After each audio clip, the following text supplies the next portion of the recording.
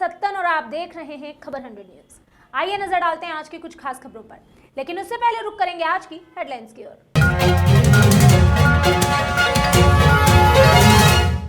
स्वच्छता का पर्ची लगाने वाला इंदौर फिलहाल निगम नहीं दे रहा ध्यान, रहवासी करा रहे हैं खुद ही चैंबर्स की सफाई।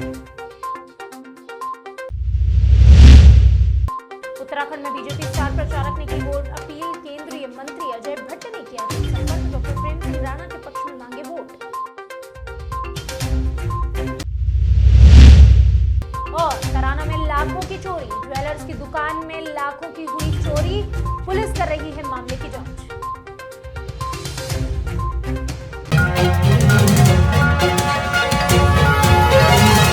उत्तराखंड में शायद ही आपने कोई ऐसा कलाकार देखा हो जिसकी तस्वीरें न सिर्फ प्रेरणा देती है बल्कि समाज को नई दिशा देने में भी अहम योगदान निभाती है।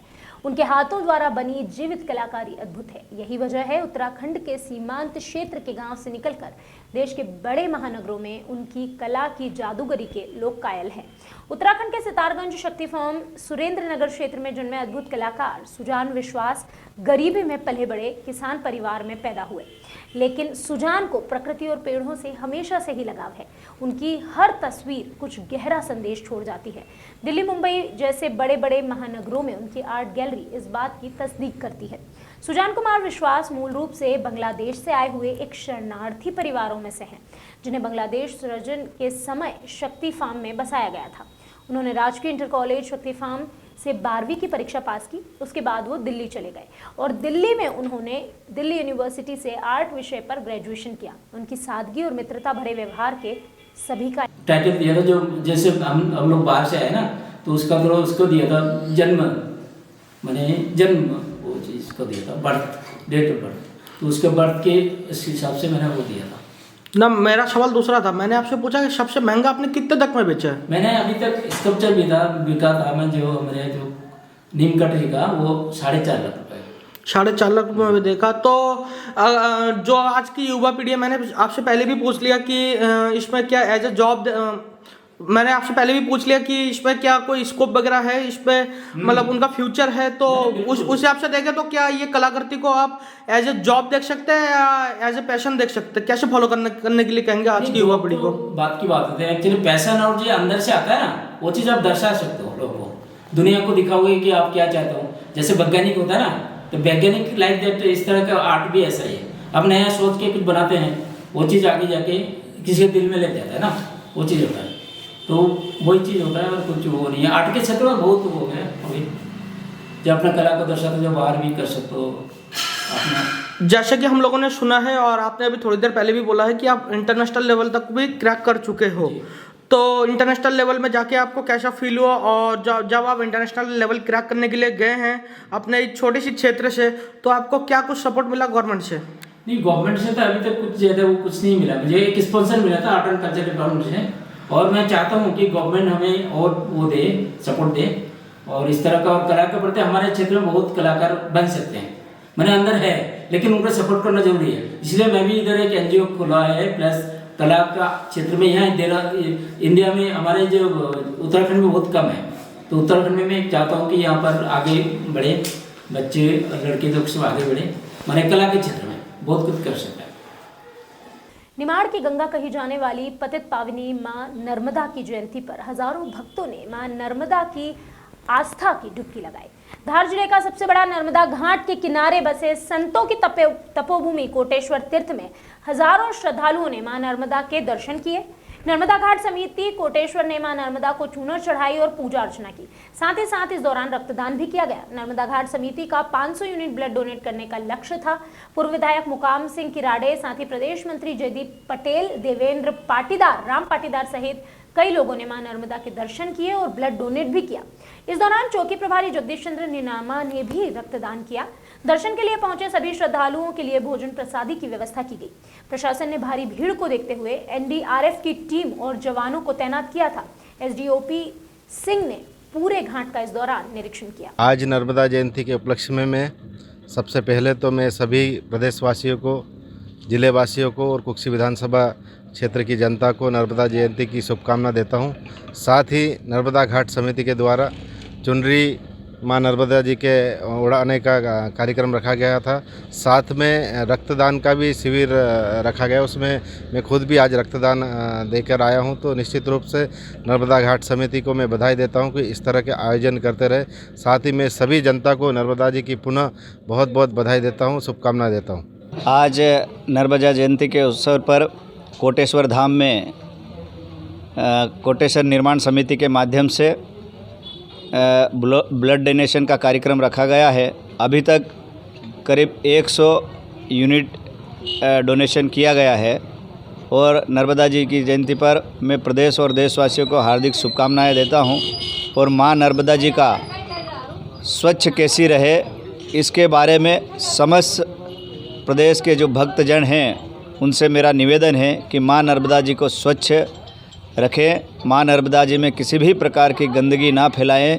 जिस तरह अपनी मां को किसी प्रकार की बीमारी होती है और पीड़ा होती है, हम तुरंत उसको हॉस्पिटल में लेकर जाते हैं, इसी तरह मां नर्मदा जी भी हमारी मां हैं, जीवनदायिनी मां हैं। इसलिए इस मां को पीड़ा हो तो हमको पीड़ा हो, यह सोच करके मां नर्मदा जी की स्वच्छ रखने का प्रयास करना चाहिए। यही मेरा आप सब लोगों से निवेदन है। जय हिंद, जय भारत। सर, आज किस उपलक्ष्य में आज ब्लड डोनेशन का कार्यक्रम रखा गया है? यहाँ पे मां नर्मदा जयंती समिति द्वारा यहाँ पे ब्लड डोनेशन का कैंप रखा गया है। अभी तक 94 ब्लड यूनिट इकट्ठी हो चुकी है और कार्य प्रगति पे है और इसका काफ़ी लोगों को फ़ायदा मिलने वाला, जैसे भी रिक्वायरमेंट रहती है उस हिसाब से वहाँ पे डिस्ट्रिक्ट लेवल से या जहाँ पे भी गर्भवती महिलाएं, खून की कमी वाले पेशेंट को सभी को ब्लड की आवश्यकता रहती है, एक्सीडेंटल वगैरह सभी में। तो उसी उपलक्ष्य से यहाँ के बड़वानी की टीम आई और ब्लड कलेक्शन कर रही है। सर, कितना लक्ष्य रखा गया है? करीब 300 का लक्ष्य रखा गया है और अभी तो शाम तक हो सकता है 300 से ऊपर भी हो सकता है। भारतीय जनता पार्टी ने चुनाव प्रचार में पूरी ताकत झोंक दी। चुनावी जनसभाओं का दौर और तेज हो गया। प्रधानमंत्री नरेंद्र मोदी ने वर्चुअल माध्यम से विजय संकल्प सभाओं का संबोधन किया। भाजपा कार्यकर्ताओं में और अन्य लोगों में जोश भी भर दिया। जनपद ऊधम सिंह नगर के गदरपुर विधानसभा के दिनेशपुर में एक विजय संकल्प सभा आयोजित की गई, जिसमें प्रधानमंत्री वर्चुअल माध्यम से जुड़े और उन्होंने यहां लोगों को संबोधित किया। इस जनसभा में भारी संख्या में लोग मौजूद रहे। इस दौरान वर्तमान शिक्षा मंत्री अरविंद पांडे ने कहा कि जान है तो जहान है। कोविड-19 ध्यान में रखते हुए प्रधानमंत्री मोदी वर्चुअल रैली कर रहे हैं। नरेंद्र मोदी सीधे लोगों से संवाद कर रहे हैं। मोदी जी उत्तराखंड के लोगों को बहुत प्यार करते हैं। इलेक्शन कमीशन का जो निर्देश है, कोविड-19 की गाइडलाइन का पालन करते हुए चुनाव होना चाहिए, क्योंकि चुनाव तो जीवन में आते आएंगे जाएंगे, लेकिन कोई हमारा अपना स्वजन प्रियजन चला गया वो लौट के नहीं आएगा। हमने भी जो इलेक्शन कमीशन की जो गाइडलाइन है, कोविड के नियमों का पालन करना है, उसके तहत आज देश के प्रधानमंत्री और विश्व का सर्वोच्च जो लोगों को लोकप्रिय है ऐसा नेता हिंदुस्तान के प्रधानमंत्री मोदी जी आज वर्चुअली संबोधित कर रहे हैं। और आज आप देख रहे हैं कि बहुत सीमित संख्या में हमने कार्यक्रम तय किया है, बैठने की व्यवस्था की है गाइडलाइन का पालन करते हुए, और ऐसे कम से कम 5 जगह तो कम से कम 5000 तो कार्यकर्ता ही आज मोदी जी को सुनने के लिए इस विधानसभा में मौजूद हैं। जनपद ऊधम सिंह नगर के खटीमा विधानसभा में पहुंचकर भाजपा के स्टार प्रचारक तथा केंद्रीय राज्य मंत्री ने उत्तराखंड के सीएम तथा 70 विधानसभा खटीमा के प्रत्याशी पुष्कर सिंह धामी के पक्ष में प्रचार किया। इस दौरान उत्तराखंड सीएम तथा खटीमा प्रत्याशी पुष्कर सिंह धामी भी मौजूद रहे। गौरतलब है 14 फरवरी को मतदान होना तय है और सभी प्रत्याशियों का भविष्य उस दिन तय हो जाएगा। सभी राजनीतिक पार्टियों ने अपने अपने प्रत्याशियों की जीत दर्ज करने के लिए पूरी ताकत झोंकना शुरू कर दिया है।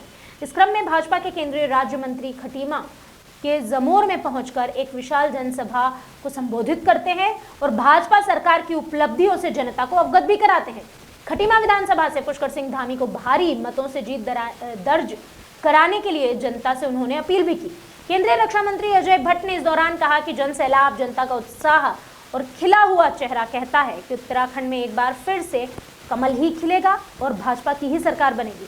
साथ ही उन्होंने कहा कि भारी बहुमत से जीतकर धामी दोबारा मुख्यमंत्री बनने जा रहे हैं। उत्तराखंड सीएम पुष्कर सिंह धामी ने कहा, उत्तराखंड में विकास को और अधिक गति देने के लिए नरेंद्र मोदी ने डबल इंजन की सरकार बनाने के लिए वर्चुअल संबोधन के माध्यम से जनता से आह्वान किया है। साथ ही उन्होंने बताया कि जन सैलाब देखकर लगता है कि जनता ने फिर से उत्तराखंड में कमल खिलाने का ही मन बना लिया। उत्तराखंड के लोगों के साथ है और उत्तराखंड के लोगों का भी जो भरोसा प्रधानमंत्री ने, इसी अधिकार स्वरूप मैंने आज उत्तराखंड के लोगों का आह्वान किया है कि उत्तराखंड के विकास को आगे बढ़ाने के लिए, उत्तराखंड के विकास को और गति देने के लिए, और तेज उसको करने के लिए उत्तराखंड में डबल इंजन की सरकार चले, भारतीय जनता पार्टी की सरकार चले और इस जो विकास की प्रक्रिया चली है उसको और तेज गति प्रदान करने का उन्होंने सभी का आह्वान किया। और मैं देख रहा हूँ जिस प्रकार से आज इस वर्चुअल जनसभा में भी जगह जगह पर जिस प्रकार से लोगों का हुजूम आया है, कोई संशय नहीं है कि इस बार उत्तराखंड के लोगों ने फिर से कमल खिलाने का मन बना लिया है, फिर से प्रचंड बहुमत की सरकार भाजपा की बनने वाली है। और जो हमने नारा दिया है अब की बार 60 बार उत्तराखंड की देवतुल्य जनता के आशीर्वाद से ये नारा हमारा पूरा होगा। जन सैलाब और लोगों का उत्साह, खिले हुए चेहरे ये बताते हैं कि हमारी सरकार भारी बहुमत से आ रही है। और मैं जहां खड़ा हुआ हूं खटीमा की वीर भूमि में, यहाँ के जो मुख्यमंत्री बने हैं वो दोबारा मुख्यमंत्री बनने जा रहे हैं, भारी बहुमत से जीत रहे हैं। जो हमने कहा है अब की बार 60 बार, और ये नारा हमारा साकार होने के लिए जा रहा है।